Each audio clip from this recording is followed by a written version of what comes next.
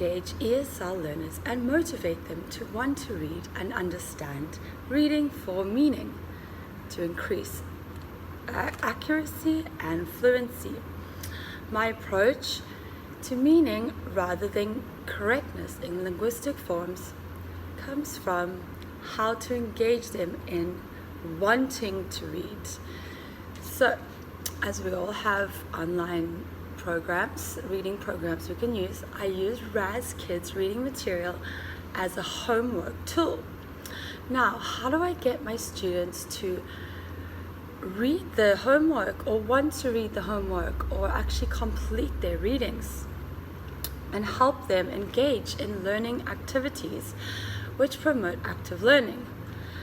So I sent out the homework to the parents, and I thought, how am I going to get them to read, or how are they going to read if the parents don't have time to facilitate their learning needs? And how to motivate learners by giving rewards and creativity.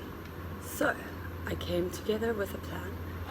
I formed a game that we used in school during school time. So I can monitor who's read the reading materials with the online reading program, and then what I do is I ask my students to build characters. So in every single reading platform, each student has a set of rewards to build their own characters. These are the avatars. So depending how often they read, they can build and design their own characters in the program, which is very exciting, because one day they can have cat ears, the next day they can have helmets, so it's suitable for both boys and girls.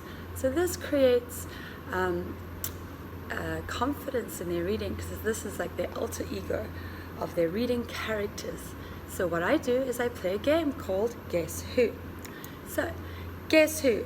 I will upload the characters to the class and ask them to guess who.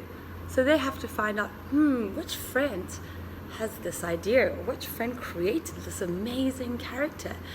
And I think creation is the highest form of learning.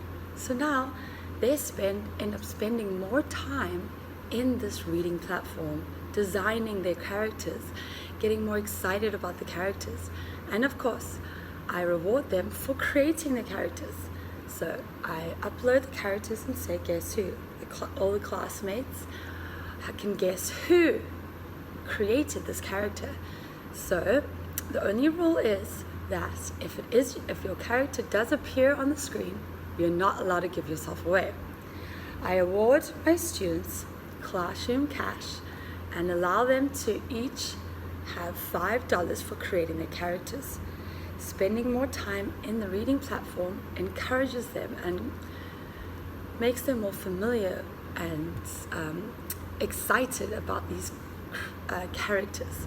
So we can look at this one, guess who? Then we have, the boys love this because they can create all sorts of characters with the masks and these many different things, motorbikes and exciting things that excite the kids. Now that it's Halloween, they can design it with Halloween mummy ideas, and the students love it. If I say, let's play Guess Who, they get really excited and they're like, yay, let's play. So it also allows them to create and be able to spend their incentives on all these different features in the reading platform. So every student's allowed a chance. I encourage them to create these characters, and then I play Guess Who during my homeroom time. And it's amazing how these kids come up with like these most innovative ideas and new characters that I've never seen before. And I really enjoy seeing their work and encouraging them to read. And of course, this creates intrinsic motivation that breaks routine and steps away from boredom in usual reading books. Also, I assign non-fiction books that encourage the learners to read more. So I like sleeping animals, finding out how animals sleep. How do dolphins sleep? Dolphins sleep maybe once every 2 months. And this is very interesting for students. As well as dogs at work. There's another book where they learn about how dogs are sniffer dogs and can help people for their jobs too.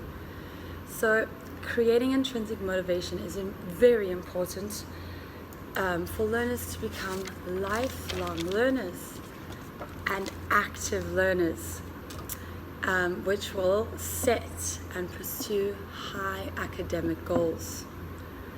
I hope you enjoyed this episode. Thank you very much for watching, and see you next time. Bye.